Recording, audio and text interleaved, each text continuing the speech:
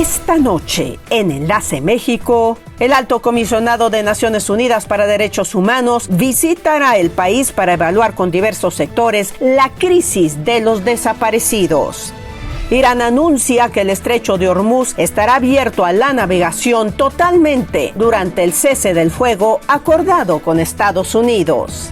Y con una base que mide 450 metros por lado, esta estructura masiva supera en volumen incluso a las de Egipto, la Gran Pirámide de Cholula. Todo esto y mucho más aquí en Enlace México.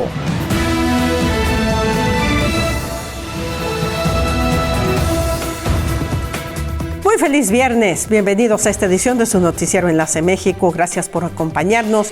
Todos ustedes que residen en la Unión Americana y se enlazan a través de Mexicanal, saludos cordiales a Mexicanal, y también todos ustedes que a través de nuestras redes sociales se enlazan desde cualquier parte del mundo para acompañarnos, gracias por permitirnos entrar en sus hogares. Aparecen en sus pantallas todas nuestras redes sociales, ya saben que estamos en Facebook, en Twitter o X, estamos en YouTube, estamos en Instagram, visiten nuestro portal enlacemexico.tv. Y si fuera poco, ahí tienen también el número de nuestro WhatsApp. Vamos a dar inicio. Aquí está la información más destacada ocurrida este día en nuestro México.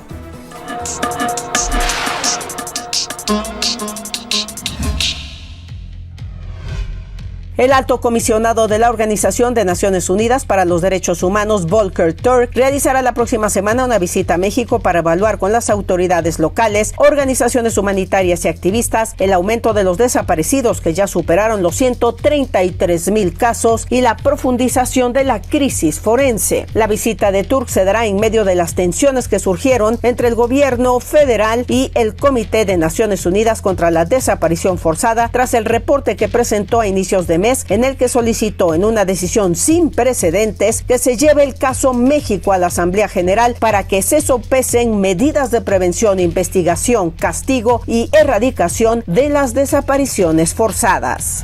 Petróleos Mexicanos separó de su cargo a 3 funcionarios que presuntamente ocultaron el derrame de hidrocarburos de finales de febrero que contaminó gran parte de las costas del Golfo de México, el cual se originó por la fuga en un oleoducto, tal y como lo habían denunciado grupos ecologistas, después de que 17 organizaciones ambientalistas acusaron a las autoridades de mentir sobre las causas del derrame. El organismo gubernamental constató que funcionarios de la paraestatal no solo ocultaron los daños en el ducto a los altos mandos de la energética, sino que también tardaron 8 días en cerrar la válvula después de descubrir la fuga el 14 de febrero. Una vez que el derrame se hizo evidente, estos funcionarios minimizaron el impacto. El gobierno había mantenido hasta ahora que el derrame se había originado de un barco y de 2 sitios de los que el petróleo fluía de manera natural. La presidenta Claudia Sheinbaum informó que la fiscal general de la República, Ernestina Godoy, solicitó reabrir el caso de la Iglesia de la Luz del Mundo y responsabilizó al exfiscal Alejandro Gertz de haber dado carpetazo al caso. Este caso está relacionado con el líder de la Iglesia Evangélica La Luz del Mundo, Naasón Joaquín, quien está sentenciado en Estados Unidos por abuso sexual de menores y enfrenta acusaciones federales por crimen organizado, tráfico sexual y pornografía infantil. En México, sobrevivientes y exintegrantes de la Iglesia criticaron el cierre de la investigación por parte de la Fiscalía, pese a las denuncias presentadas desde 2019 por los presuntos delitos de trata de personas, explotación y delincuencia organizada. El informe Nombres sin Cuerpo y Cuerpos sin Nombre colocó a Sonora y a Veracruz como los epicentros nacionales de personas desaparecidas y hallazgos de fosas clandestinas, de acuerdo con el análisis de la organización Causa en Común. En Sonora, los registros oficiales pasaron de 240 personas desaparecidas en 2023 a 721 en 2024, un incremento superior a 200 puntos porcentuales. La entidad también tiene uno de los porcentajes más altos de desapariciones por población, con una tasa de 80 casos por cada 100,000 habitantes, la tercera más baja del país, solo por detrás de Zacatecas y Tamaulipas. En el caso de Veracruz, es la entidad que concentra el mayor número de fosas clandestinas en el país, con 668 registradas. Esta cifra representa 12% del total nacional, es decir, que 1 de cada 10 excavaciones ilegales documentadas en México desde 2006 se encuentran en este estado. A continuación, los queremos llevar por un viaje a través del tiempo. Seguramente ustedes van a reconocer esta música. Todos los que somos mexicanos, cuando fuimos niños, seguramente vieron o vimos las películas del Santo, de Blue Demon, etcétera, etcétera. Pues bien, vamos a recordar un poquito de la música que le dio vida y que convirtió en clásicas estas películas. Esta música se produjo, se generó por primera vez allá en el sur de California, en las playas de California, entre 1960 y 65, y se distingue por tener una guitarra con mucha fuerza. Vamos a ver este reportaje sobre la música surf. La música surf es un subgénero del rock and roll que se caracteriza por ser instrumental y tener en segundo plano la voz. Se conforma principalmente por batería, guitarra y bajo, pero también se puede agregar otros instrumentos como son el saxofón, la trompeta y el piano. La música surf, el principio fue en California en los 60. Fueron algunos grupos de rock and roll.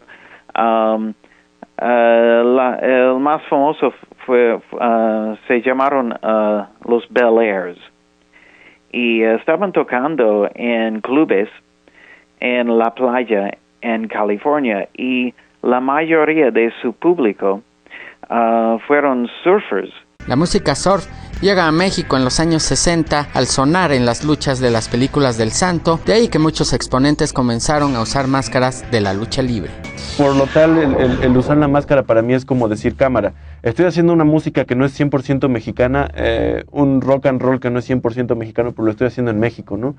Entonces es como darle también esa onda, esa identidad de mexicanidad a algo que no la tiene por sí mismo, ¿no? Los grupos mexicanos tienen el espíritu de música surf que ya no existe en mi país. Creo que es mejor en México. Y sí, en Puebla especialmente hay el grupo Los Santísimos Snorkels. Son buenísimos. De la misma manera que los Atray Jackets ponen a surfear a todo el mundo con su irreverencia y tecnología, aquí en Puebla los Santísimos Snorkels se encargan de la escena local. Pues así es, seguramente la reconoció, seguramente recordará, como le dije al principio, esas películas extraordinarias que marcaron la niñez de muchas generaciones y sobre todo la música es inolvidable. Bien, nos vamos a ir al corte, así quedó el peso frente al dólar.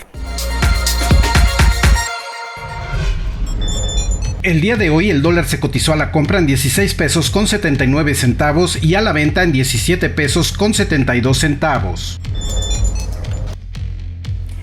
La jornada financiera cerró de esta manera. Muchas gracias a Ana María Rojas Soto, David Quintero y Jimena Sandoval por pasar y visitar nuestro canal de YouTube. Muchísimas gracias por comentar. Gracias también por pasar a visitarnos en nuestra página de Facebook y de Instagram. Como guste enlazarse con nosotros, nos da mucho gusto saber de ustedes. Vamos a la pausa, no se vaya, seguimos. Al volver, entra en vigor el alto al fuego de 10 días entre Líbano e Israel. Además, su construcción comenzó en el 300 a.C. y continuó por casi 1000 años. La Gran Pirámide de Cholula.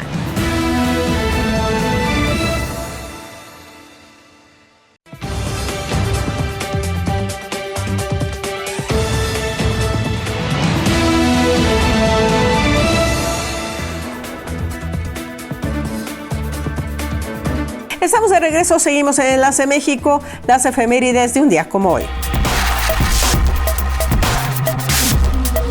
Un día como hoy, pero de 1964, Jerry Mock se convierte en la primera mujer en completar una vuelta al mundo aérea en solitario.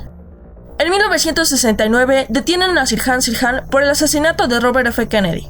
En 2014, se descubre el primer planeta extrasolar de tamaño parecido a la Tierra, en la zona habitable de otra estrella, por el telescopio espacial Kepler, de la NASA. Hechos de la historia y personajes que vale la pena recordar. Vámonos ahora a hechos que pues seguramente serán historia y fueron noticia. Aquí está el resumen del panorama internacional. Hemos logrado un compendio importante que usted debe conocer.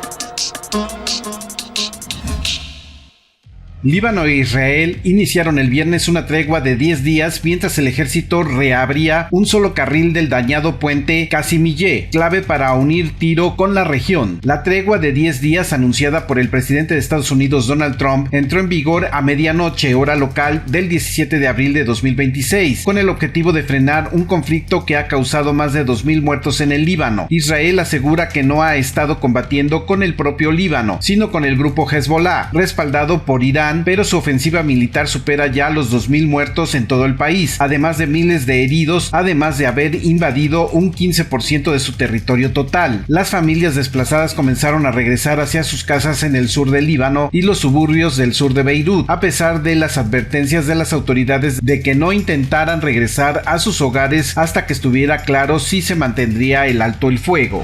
Irán anunció este viernes que el estrecho de Hormuz estará abierto a la navegación durante el cese del fuego acordado con Estados Unidos. De acuerdo con el alto el fuego en Líbano, el paso para todos los buques comerciales a través del estrecho de Hormuz se declara completamente abierto durante el resto del periodo de alto el fuego, en la ruta coordinada y anunciada por la Organización de Puertos y Asuntos Marítimos de la República Islámica de Irán, expresó el ministro de Exteriores Abbas Araghchi. El presidente de Estados Unidos Donald Trump saludó la apertura con un breve posteo en su red Truth Social. Irán acaba de anunciar que el estrecho de Irán está completamente abierto y listo para el paso libre. Gracias, indicó. Sin embargo, Trump dijo que Estados Unidos mantendrá el bloqueo a los puertos iraníes pese a la apertura del estrecho de Hormuz.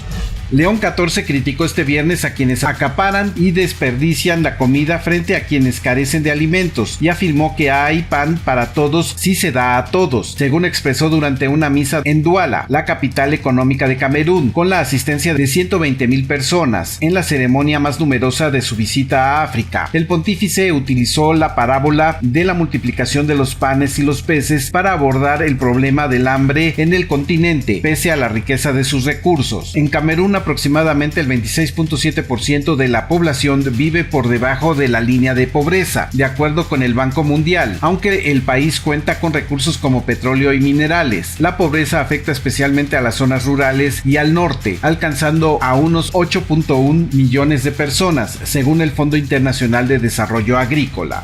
El presidente de El Salvador, Nayib Bukele, encabezó la inauguración del Hangar 7 de Aeroman, presentado como el centro de mantenimiento aeronáutico más grande del mundo. El evento representa un salto en la infraestructura industrial del país y proyecta a la nación centroamericana como referente internacional en el sector aeronáutico, según informó la Casa Presidencial. La nueva instalación, ubicada en el Aeropuerto Internacional de El Salvador, amplía de manera significativamente la capacidad operativa nacional. De acuerdo con el reporte oficial de la Casa Presidencial, el complejo suma 16 nuevas líneas de mantenimiento para aeronaves de fuselaje angosto, eleva la capacidad para atender aviones de fuselaje ancho y permite gestionar más aeronaves de manera simultánea.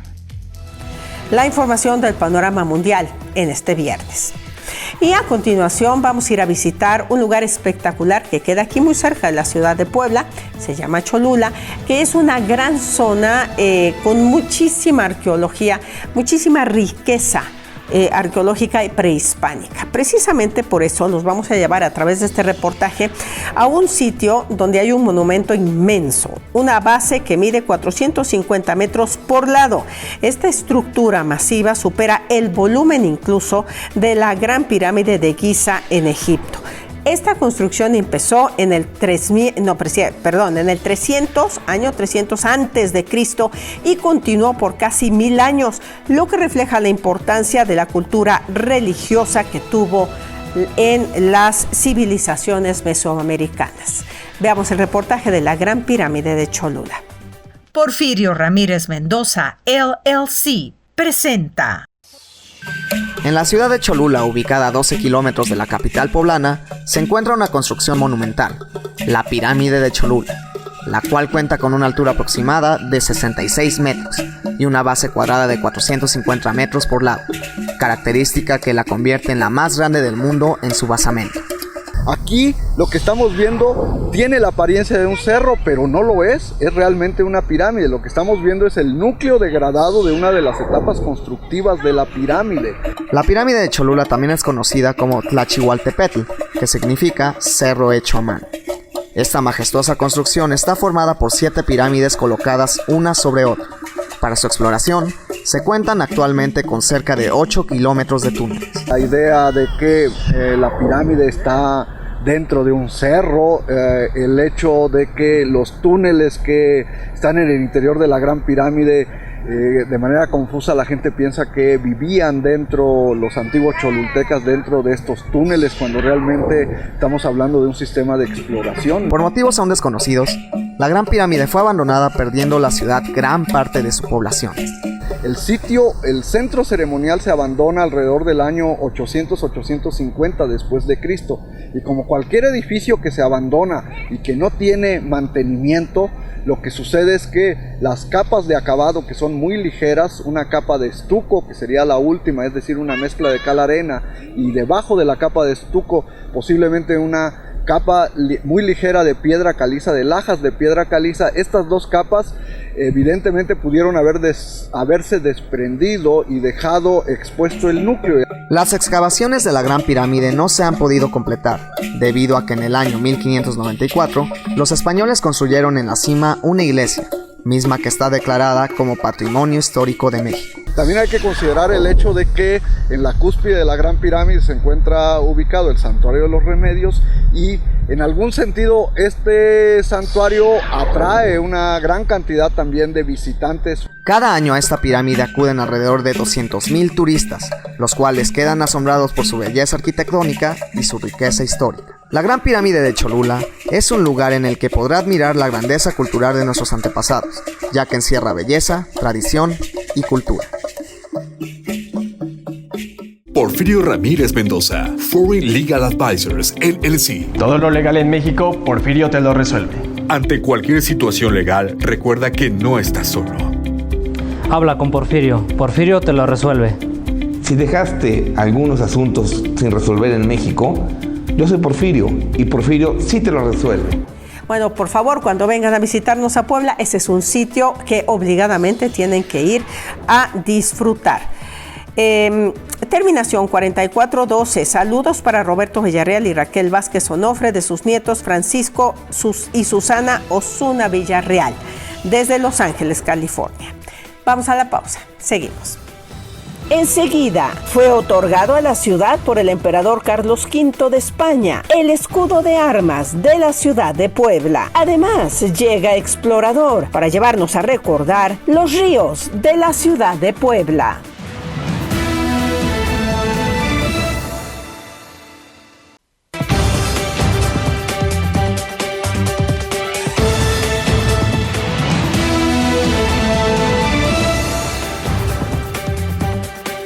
Estamos de vuelta, seguimos en Enlace México. ¿Qué le parece si vemos cómo nos trata el clima el día de mañana sábado?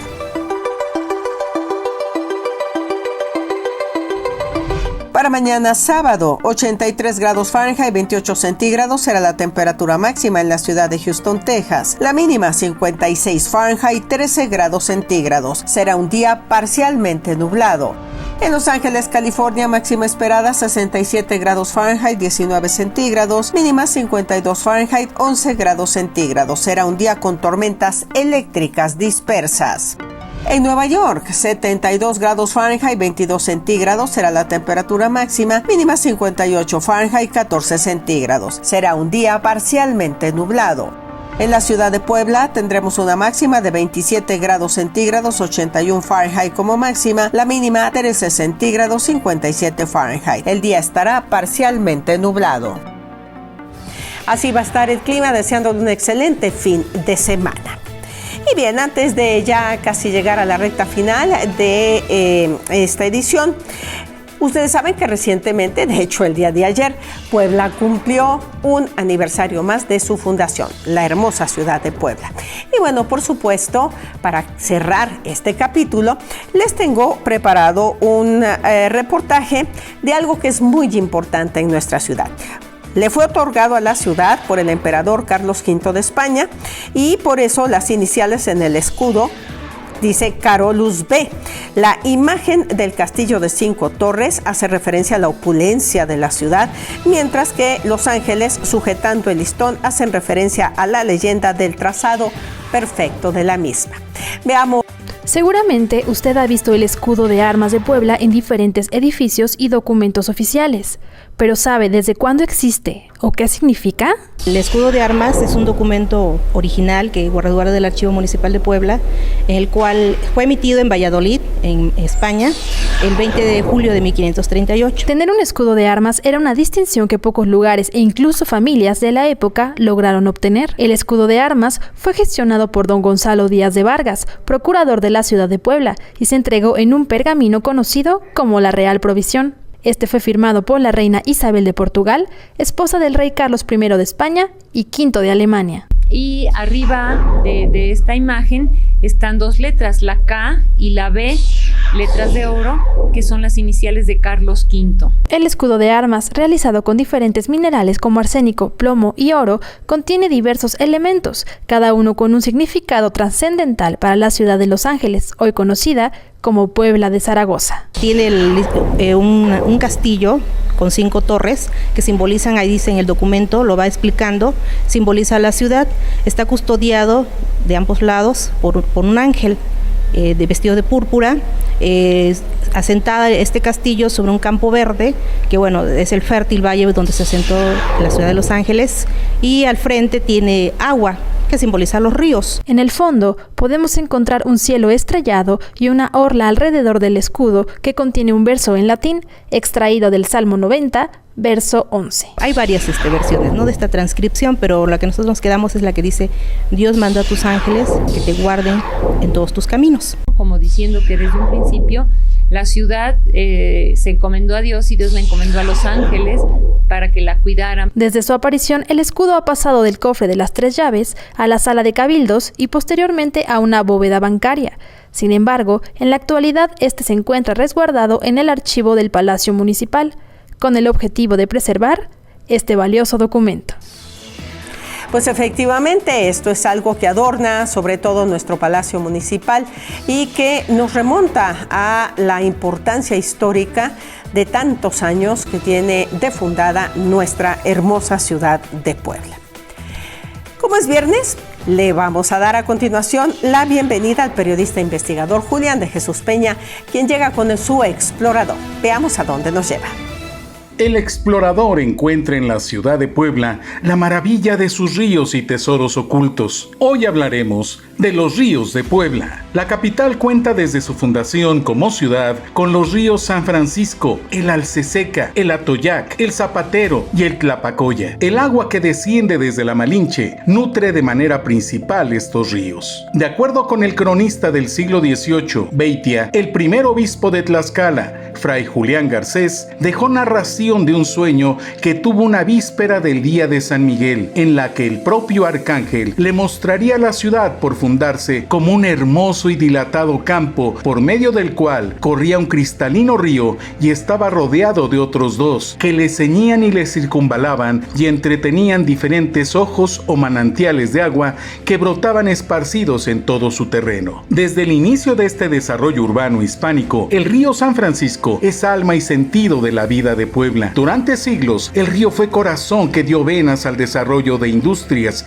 comercios y obras arquitectónicas, incluyendo puentes. La ciudad de Puebla llegó a tener más de 20 puentes a lo largo del cauce abierto del río San Francisco. A principios del siglo XX, el río San Francisco se convirtió en el desagüe prioritario de industrias, zonas habitacionales y comercios, modificando su hábitat para alojar desechos sólidos y líquidos que le confirieron el estigma social de un río sucio y foco de infecciones. Para 1964, por encomienda de autoridades en turno, inició lo que sería un estandarte de modernidad durante las siguientes décadas: construir una bóveda para alojar el cauce del río y edificar sobre este una vía rápida tipo bulevar. Puebla dejó de lado la esencia y una de sus principales razones de fundación, como lo dijo el sueño de Fray Julián Garcés: los ríos de Puebla están olvidados, enterrados por la modernidad. Julián de Jesús Peña, para Enlace México. Muchísimas gracias a Julián de Jesús Peña y Explorador. Nos enlazamos contigo, Julián, el próximo viernes. Llegamos al final. Muchísimas gracias por el favor de su compañía. Como siempre les decimos, les comparto rápidamente los saludos de Diana Estela Camargo de Izúcar de Matamoros. Saludos a toda la familia Camargo Flores que radican en San Antonio, Texas. Carlos Romero, Queens, Nueva York. Saluda a todos sus familiares que están en Atzicihuacán, especialmente a su mamá. Nazario Cárdenas, Acatlán de Osorio. Saludos a sus hijas Alejandra y Marta que radican en Detroit, Michigan. Gracias por habernos acompañado este fin de semana. Disfruten lo más importante que tenemos, nuestra familia.